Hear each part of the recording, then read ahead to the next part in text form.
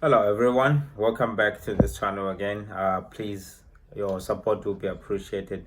Today I want to speak about something so touching to me.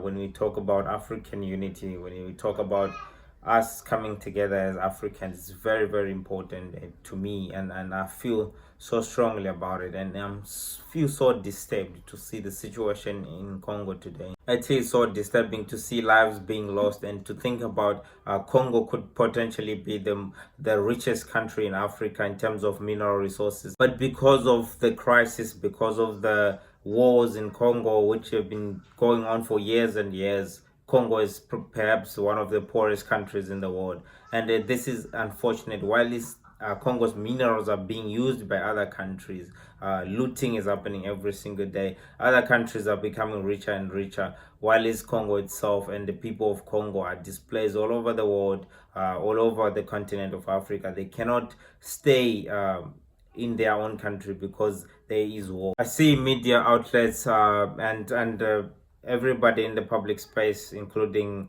vloggers and YouTubers. We tend to divide the situation and divide the groups into two camps and just say it's because the Tutsis have been neglected and discriminated against in the Congo, and they are fighting because of their rights. And we take the other side, and the other side of the Congolese government fighting towards this rebel group and accusing them for working for Rwanda. But I think it's not black and white. The situation is not really black and white as we think. In terms of politics, there's always an agenda behind is never disclosed. The true intentions behind those who are fighting within the war, especially from the M23 side, is definitely kept within the top echelons of power. Definitely nefarious reasons behind this, and politicians tends to legitimize things. If they take advantage of the situation, they sit down and have a look and see, okay, these are the pain points that are affecting the people, then they tend to leverage these things and say this is what we stand for, but behind there is a selfish reason. I think it's far beyond just the fact that the Tutsis in the Congo are neglected, or the dysfunction of the government of the DRC. Yes, we can talk about uniting the people. It's very important. We can take this chance and opportunity and preach unity for Africans. And it is very bad that we still talk about tribalism today. Yes, we must respect the fact that a person comes from a different tribe than us. They have different culture perhaps, but at the end of the day, we still have to unite as a country. We still have to come together as a continent and be able to live with each other and work with each other. And I think it is the sole mandate of a government or of our leaders to preach and spread the word love and unity amongst ourselves, so that we don't end up getting to a point like this where we are fighting each other black on black. This before in a previous video, that if you are elected as a president, you are now elected to rule the whole country, to lead the whole country, I may say.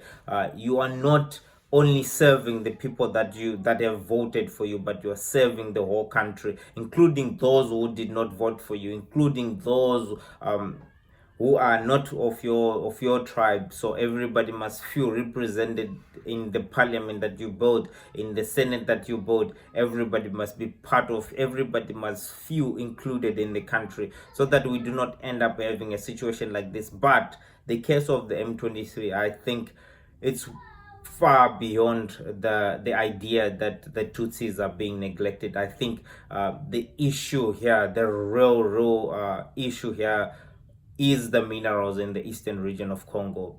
There is nefarious reasons. The theory could be not true, but obviously the public statements that we take as people and say, okay, the public statement made by Paul Kagame, we cannot expect truth from that. That doesn't make any sense. A public statement is by a politician or a leader of some sort. It's a script that is meant for the people to believe a certain narrative, but behind the scenes, they know the top secret, the real reason why what's going on is going on. You ought to ask yourself, where is the M23 getting those sophisticated weapons? What deals do they have with those people? What agreements are they having behind the scenes in terms of for the benefit of those who are supplying the weapons? It could be foreign forces from the West, or Paul Kagame himself. We can never expect him to accept it. It doesn't make any sense. But people, we ought to question and ask ourselves, how is it possible that Rwanda is the highest exporter in the world, number one exporter of coltan in the world, but they don't have coltan reserves in their own country, which simply means it is coming from the Congo. So if we realize that this is not political, this is not social, this is not about the Tutsis, there is an agenda behind, then we ought to have a different conversation. Having a conversation with the M23, bringing them to the table and say, let's talk, let's discuss. It does not solve the issue, because at the end of the day, all they still want to continue is the business of protecting the minerals and taking the minerals. So if it is true that Rwanda is benefiting from this, which so many people have said, Rwanda is developing very well, but apparently they do not have so much resources going on. So it means Rwanda might be depending on those mineral resources.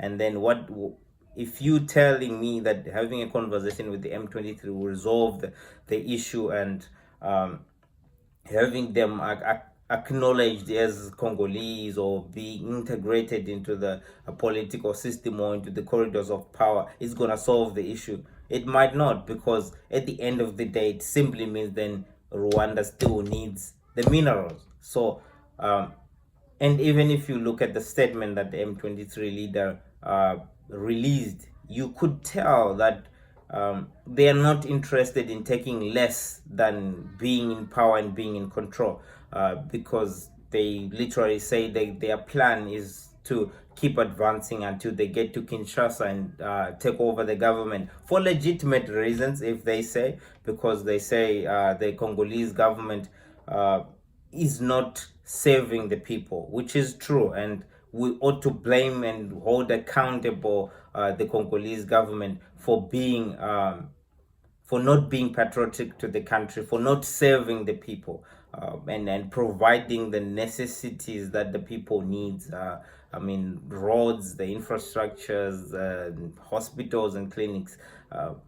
We ought to hold them accountable to that. But at the end of the day, if we are of the theory that Paul Kagame and Rwanda are behind this because of the minerals, then it simply means having them and having a conversation with them, it's not gonna solve much, because the issue will still remain. And I honestly believe that the Congolese government would have had enough intelligence to gather this information, not to just make false accusations on Rwanda. I don't think they are just talking in order to hide behind a finger, not to be accountable for their exclusionist policies. But I think it's actually coming from them having done enough intelligence gathering and finding out that Paul Kagame and Rwanda are behind the M23. And on the other side as well, we cannot just barely say on the surface,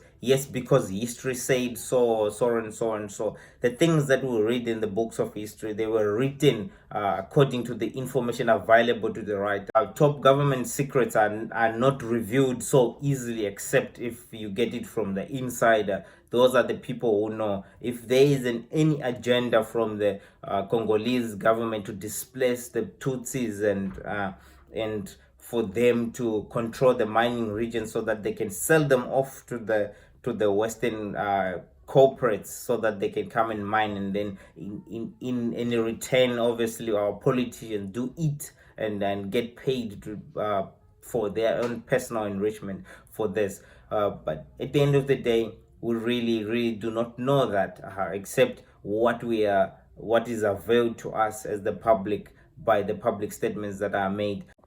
But in my big personal opinion, I would love to think this is beyond just the separation or the conflict between the tribes within the Congo region. I think everybody knows this, that it's because of the minerals that are in the eastern part of Congo, where they want, where they, if we were to bring the M23 to the table, they would likely demand certain things that will still give them the power and the control around that region, so that the business can continue. They can keep on controlling the mineral resources and selling off to whoever they have been selling off to. As of right now, as it is happening, there's definitely a beneficiary of this. The conversation of unity is a very, very important conversation. We need to have it. We need to keep pushing, and our leaders are not doing a great service in terms of preaching unity. As a leader, the power that you have in your words, if you speak these things, people will listen. People will understand. This is the sole mandate of our leaders. They should try as hard as possible to unite the people. When you inherit a country divided like that, it should be on your first priority to make sure everybody's represented, everybody's included, and you visit the people, you speak to the people, you engage with people, listen to their problems.